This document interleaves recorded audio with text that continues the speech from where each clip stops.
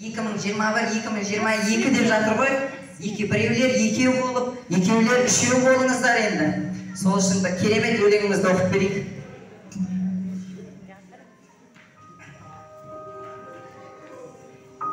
Кездесуге тез кел деп асықтырам. Жүзімнен шуағымды шашып тұрам. Бір тәулікте 24 сағат болса, 25 рет өзіме ғашық қалам. Қызым болсаң, бақытты көрсек деймін. Бойменен салмағымды өлшетпеймін. Сені жақсы көргенім соншалықты, өзімнен өзге ешкімге көрсетпеймін. Жанарыңа қылмаймын мұңды жақын, сыйластықтың өзінше білдік атын. Жыныңа көп демеймін менің қызым, өскенде болмас үшін жындық атын.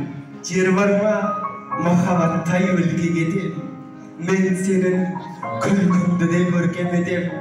Құдайдан жеткірсін деп арыспаймын. Құдай бере салған деп еркелетем. Төменнен терезеңе гүл атамын, ғашықтардың шығарамыз шын атағын.